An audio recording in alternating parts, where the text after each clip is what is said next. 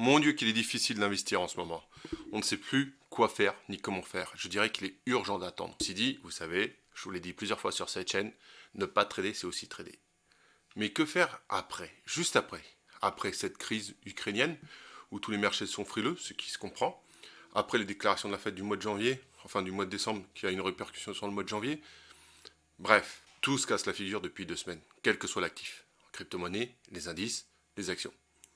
Alors, j'ai sélectionné pour vous, je vous ai concocté quelques actions françaises qui puisaient, qui ont un fort potentiel, dont la tendance de fond est toujours haussière, qui en plus, ça c'est la cerise sur le gâteau, versent des petites dividendes. Donc on va passer sur mon écran, et puis je vais vous montrer les actions qui m'intéressent pour investir juste après la crise. Mais n'oubliez pas, il faut attendre, car comme on dit, cash is king.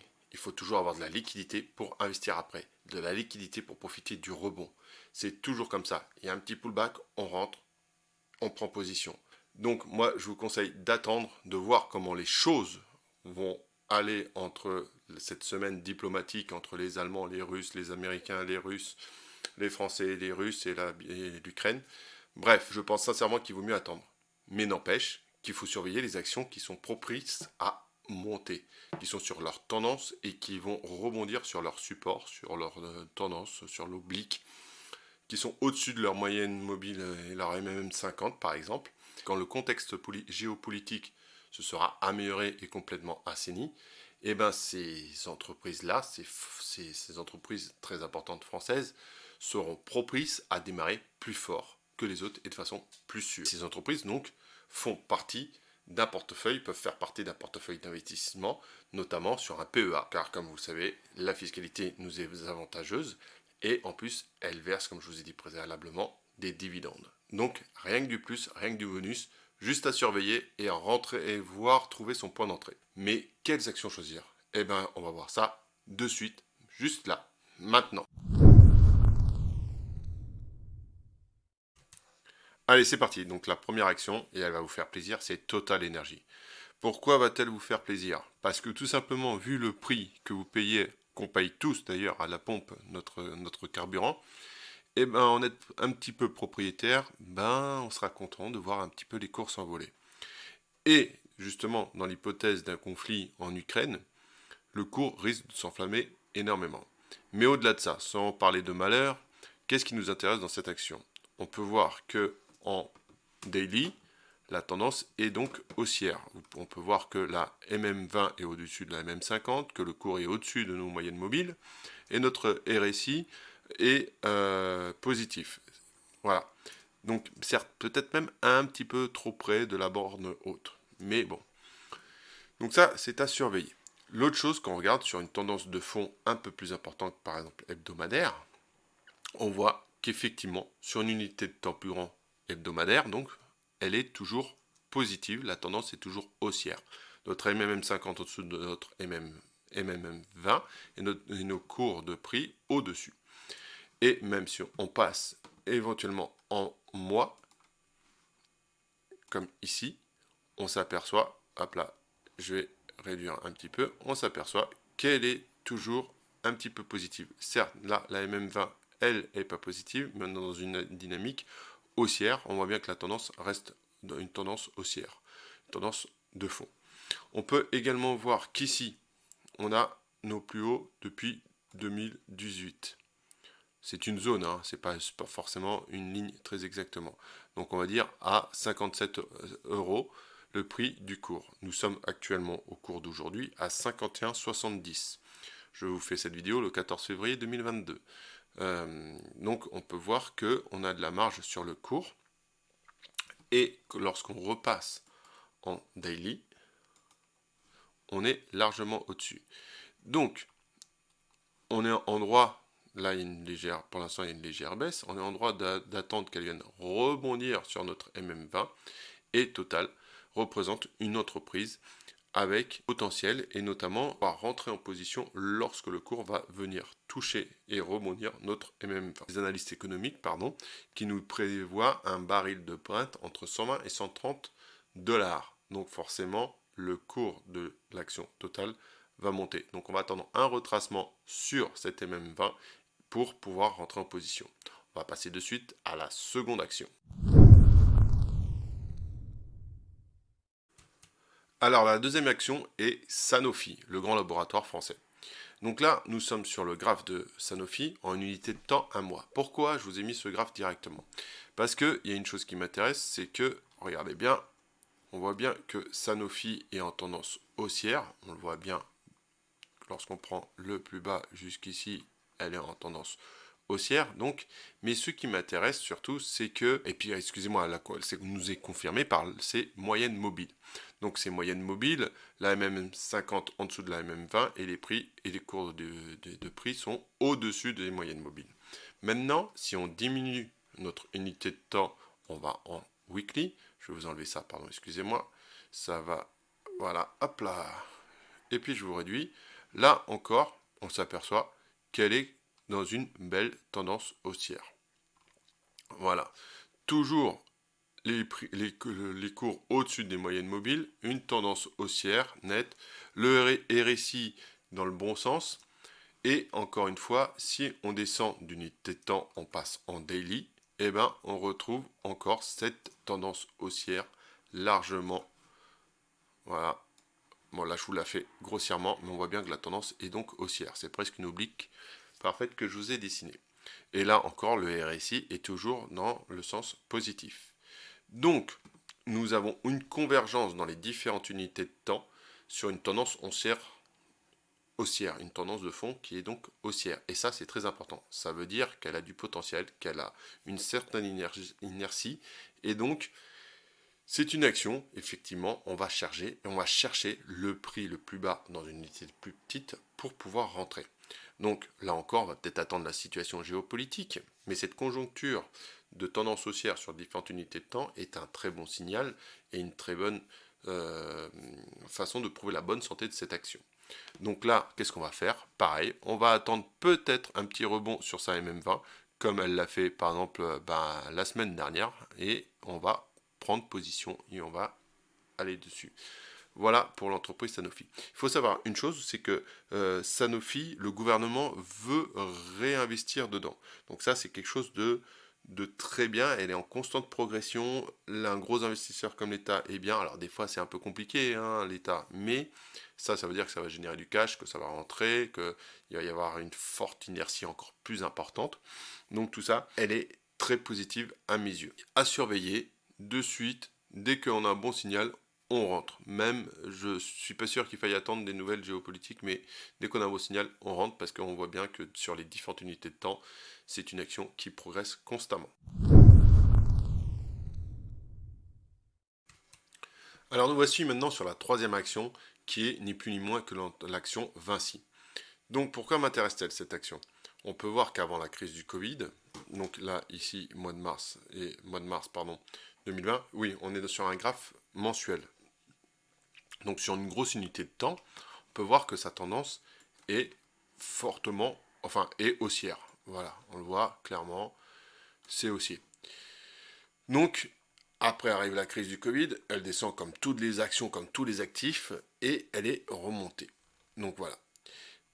On peut s'apercevoir, si on fait un zoom, que sa moyenne mobile 50 est en dessous de sa moyenne mobile 20 et que les prix sont bien au-dessus de sa moyenne mobile 20. Donc tendance de fond haussière. Maintenant, on va descendre d'unité de temps, toujours pareil, toujours le même schéma, hein, pour voir si on retrouve cette tendance haussière sur toutes les unités de temps, cette convergence à la hausse sur toutes les unités de temps. Et là, rapidement, en un clin d'œil, on peut s'apercevoir qu'effectivement, en un clin d'œil, elle est toujours en tendance haussière, que la moyenne mobile 20 est bien au-dessus de la moyenne mobile 50 et que les prix sont bien au-dessus de ces deux moyennes mobiles.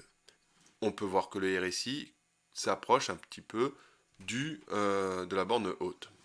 Et après, on va descendre en daily. En daily, même schéma. On a recroisé la moyenne mobile début janvier, entre le 7 et le 10 janvier. Nos prix sont bien au-dessus de nos deux moyennes mobiles. Nous sommes toujours sur une tendance haussière, donc la tendance haussière est validée. On a pu constater que le 24 janvier, on est venu se poser sur la moyenne mobile, on l'a testé, on l'a travaillé, et ce durant environ une semaine jusqu'au 31 janvier. On a commencé à décoller un petit peu et on est reparti à la hausse. Donc ça, c'était le prix à la clôture de vendredi. Aujourd'hui, là, à l'heure que je vous parle, le cours de l'action est descendu sous les 100 euros. Il est à 99,60 si je ne me trompe pas. Et donc, par conséquent, ceci représente un prix d'entrée. Lorsque j'ai préparé cette vidéo, je me suis dit que j'allais annoncer qu'il fallait attendre que le prix redescende sous la barre des 100 pour pouvoir attendre un signal d'entrée. Mais là, ça y est, c'est fait. Nous avons atteint notre prix en dessous des 100. Donc, je vous dis, pour moi, ça serait un signal d'entrée. Voilà. Donc, ce qui est parfait, parce que là, le RSI va continuer à descendre un petit peu. Et on va pouvoir investir.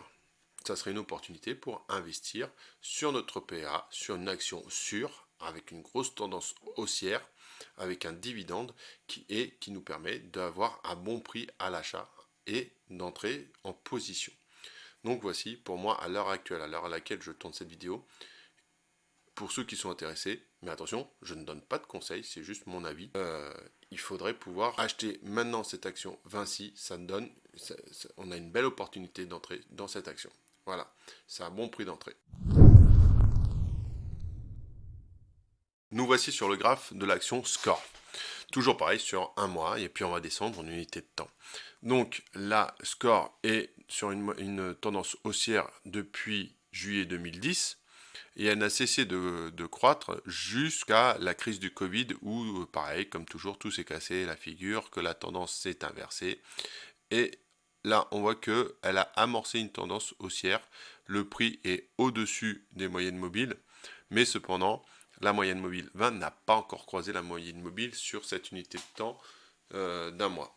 On voit cependant aussi également, il y a deux choses qui nous intéressent, c'est que là, la moyenne mobile 20 est sur un coefficient directeur positif. On voit qu'elle va pas tarder à croiser la moyenne mobile 50 et que le RSI est aussi bien orienté. Donc, on va descendre d'une unité de temps et là, sur une unité de temps hebdomadaire, on s'aperçoit même chose, que nous sommes bien dans une tendance haussière au-dessus des moyennes mobiles. Là, ce coup-ci, la moyenne mobile 20 est au-dessus de la moyenne mobile 50. Donc le croissement nous indique que nous sommes dans une tendance haussière.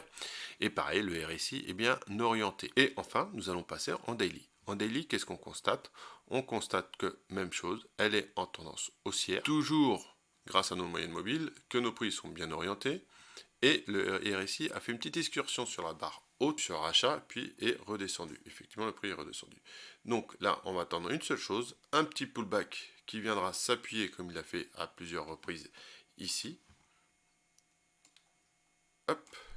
Et ici, où il est venu s'appuyer sur la tendance pour prendre un rebond et repartir. Alors, il ne faut pas oublier que dans le contexte géopolitique actuel, rien n'est sûr. C'est pour ça que nous avons cette baisse-là comme ça. Et là, par exemple, ce sont aussi les déclarations qu'il y a eu vendredi. Donc, on va attendre évidemment que ce contexte géopolitique s'assainisse, comme je l'ai dit au début de la vidéo. Mais on va aussi attendre un petit retour, un petit pullback de notre prix sur cette moyenne mobile 20 qui sera notre point d'entrée. La cinquième action que je vais vous présenter est donc Airbus, le grand constructeur d'avions. Donc, même chose, unité de graphique, un mois, vous connaissez déjà la musique, tendance haussière jusqu'au crack, on peut voir nettement une tendance haussière jusqu'au crack, le carnet de commandes a été rempli. Évidemment, les compagnies aériennes et donc les fabricants d'avions ont été largement impactés par cette crise du Covid. Mais malgré tout, on peut voir qu'elle s'est vite repris. Un an après, elle est passée une autre fois au-dessus du prix des moyennes de tendance. Qu'est-ce qu'on peut dire sur ce graphique de l'action en unité de temps un mois? Déjà, première bonne chose, c'est que nous avons ici le cours de l'action au-dessus des moyennes mobiles. Et que le RSI est bien orienté dans le sens positif et dans la moyenne haute, enfin dans la partie haute du RSI. Donc il a dépassé sa zone de neutralité. Par contre, Petit point négatif, certes, nous sommes, la moyenne mobile 20 est en dessous de la moyenne mobile 50, mais on voit bien qu'elle est toute proche, elle va bientôt la croiser, donc on peut dire que sur le long terme, elle va bientôt être sur le très long terme en tendance haussière. Mais ce n'est pas encore le cas. On n'est pas mal à venir là, donc on va attendre confirmation. Mais par contre, ceci, c'est pour un investissement sur le très long terme. Là, en investissement moyen terme, on peut descendre d'unité de temps et y aller comme l'action précédente, voir ce qui se passe en hebdo. Donc nous voici en hebdo. Hebdo, qu'est-ce qu'on constate? Pareil, tendance haussière, au-dessus des moyennes mobiles, le prix avec un beau Marubozu haussier, le RSI bien orienté qui vient de dépasser sa neutralité, tout est parfait, une belle bougie verte, au-dessus des deux tendances, et là on est clairement en tendance haussière. Et là maintenant on va descendre en tendance daily, journalière, pour voir quand est-ce qu'on pourrait éventuellement rentrer en position. Donc, nous constatons une chose, c'est que nous sommes toujours en tendance haussière, je ne vais pas vous refaire le schéma, au-dessus des deux tendances, la MM20 au-dessus de la MM50, et le RSI bien orienté. On va attendre un petit pullback, et une fois qu'on aura eu ce pullback, on rentre donc en position. Donc, comment rentrer en position? Là aussi, vous connaissez, on attend un petit pullback, un petit retour, on vient toucher la moyenne mobile MM20 et on va attendre de voir comment cette moyenne mobile MM20 va être travaillée. Si elle part à la baisse, évidemment, on ne prend pas position. Si elle part une autre fois, si elle rebondit dessus et elle repart à la hausse, là, on prend position. Donc, Airbus, bonne action, française, forte. N'oubliez pas que la crise du Covid, j'espère, et on l'espère tous, est en train de se finir. A priori, la fin du pass sanitaire ou du livret sanitaire, enfin on l'appellera comme on veut, va prendre fin aussi pour les vacances d'été, tiens, quelle coïncidence, et que tout ça va relancer l'économie du tourisme dans le monde entier. Donc voilà, je vous ai présenté 5 actions sur lesquelles je crois, évidemment. Je vous ai fait une petite analyse technique, évidemment, sur la tendance haussière, car vous le savez, il faut suivre toujours la tendance. D'ailleurs, je vous ai fait une petite vidéo sur suivre la tendance, comment trader avec la tendance. Je vous mets la petite fiche là-haut, ou là plutôt.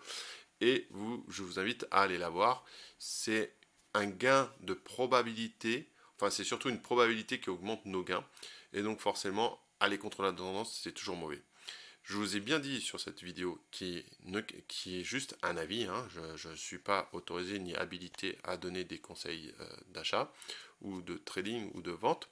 Donc c'est vraiment juste mon simple avis sur ces actions.